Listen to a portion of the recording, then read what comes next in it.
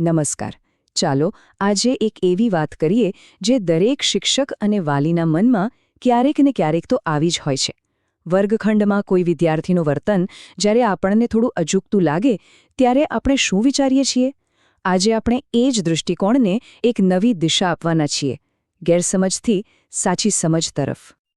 આ એક બહુ ઊંડી વાત છે નહીં, કે વર્ગખંડમાં દેખાતું દરેક વર્તન એ ક્યારેક કોઈ પ્રશ્ન નથી હોતો, પણ એક સંકેત હોય છે, એક ઇશારો, જે આપણને એ બાળકની દુનિયામાં થોડું ઊંડા ઉતરવા માટે કહી રહ્યો છે. ચાલો ને એક એવા દૃશ્યની કલ્પના કરીએ જે આપણા સૌ માટે ખૂબ જ જાણીતું છે. એક એવું દૃશ્ય જે લગભગ દરેક વર્ગખંડમાં જોવા મળે છે. આપણે ઘણીવાર જોતા હોઈએ છીએ ને કે વર્ગમાં કોઈક બાળક છે જેનું ધ્યાન જ નથી લાગતું. એને ભણવામાં કોઈ રસ જ નથી એવું લાગે. ક્યારેક તો એ થાકેલું કે ઊંઘમાં હોય એવું પણ દેખાય. અને આ બધાનું પરિણામ શું આવે? એ બીજા બાળકો કરતાં પાછળ રહી જાય છે. આ બધું જોઈને આપણે તરત જ કોઈ નિર્ણય પર પહોંચી જઈએ છીએ. પણ શું એ નિર્ણય સાચો હોય છે? તો જે આપણને દેખાય છે એની પાછળનું સાચું કારણ શું હોઈ શકે?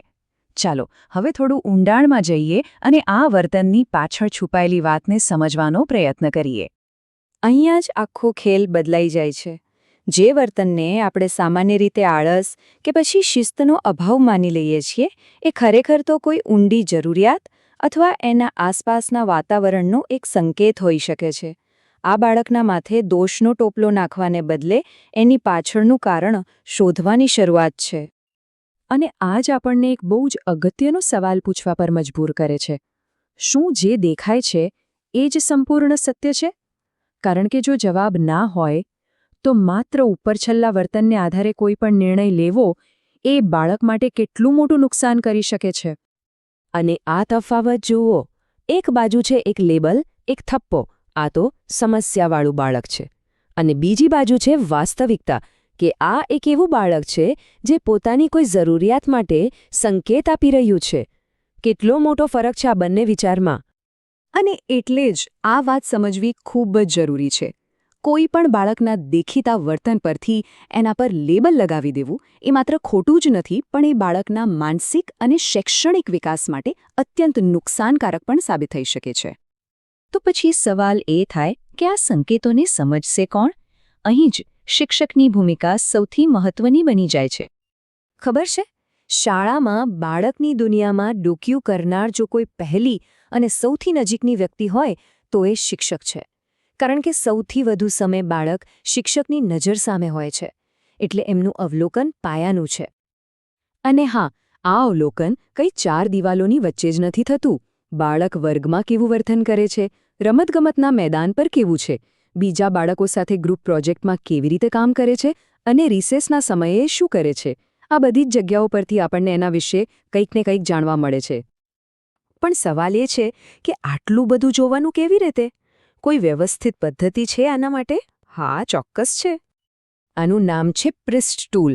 હવે આ કોઈ જાદુઈ છડી નથી, પણ શિક્ષકો માટે એકદમ કામની ગાઈડ છે.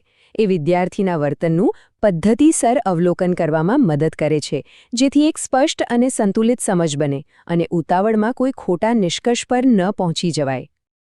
આને એક રીતે એક ચાળણી સમજો. એનું કામ છે પ્રારંભિક સ્તરે એવા સંકેતોને ઓળખી કાઢવા જેના પર વધુ ધ્યાન આપવાની જરૂર છે. આ એક સ્ક્રીનિંગ ટૂલ છે. અને એક વાત બિલકુલ સ્પષ્ટ કરી દઈએ, આ કોઈ ડૉક્ટરનું ડાયગ્નોસ્ટિક ટૂલ નથી. આના આધારે કોઈપણ પ્રકારનું નિદાન કરી શકાય નહીં. એનું એક કામ જ નથી. તો આ સાચી મદદ સુધી પહોંચવાનો રસ્તો કેવો છે? પહેલું પગલું છે આ સ્ક્રીનિંગ ટૂલથી અવલોકન કરવું. પણ ખાલી જોવાનું નથી, પણ પેટર્ન નોંધવાની છે. જેમ કે બાળક ક્યારે આવું વર્તન કરે છે, કોઈ ચોક્કસ વિષય વખતે, એની પહેલાં શું થાય છે, પછી શું થાય છે.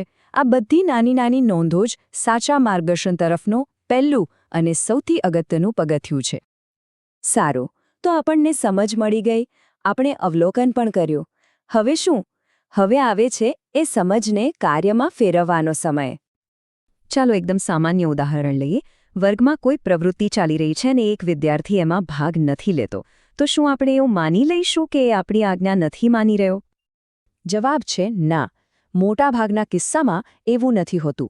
એ ઉદ્ધતાઈ નથી, પણ એ એક સંકેત છે. કોઈ છુપાયેલી મુશ્કેલીનો સંકેત. એ બાળક કદાચ કંઈક કહેવા માંગે છે પણ કહી નથી શકતું.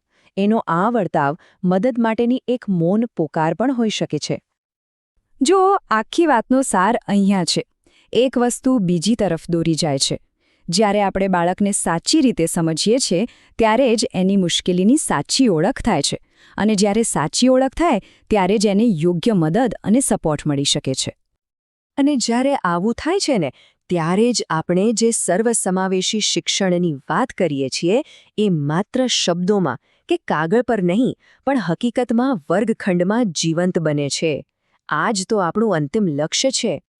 તો ચાલો આજના દિવસના અંતે આપણે સૌ એક સવાલ સાથે છૂટા પડીએ કે આવતીકાલે જ્યારે આપણે વર્ગખંડમાં જઈશું ત્યારે એવો કયો છુપાયેલો સંકેત હશે જે આપણી સમજની રાહ જોઈ રહ્યો હશે.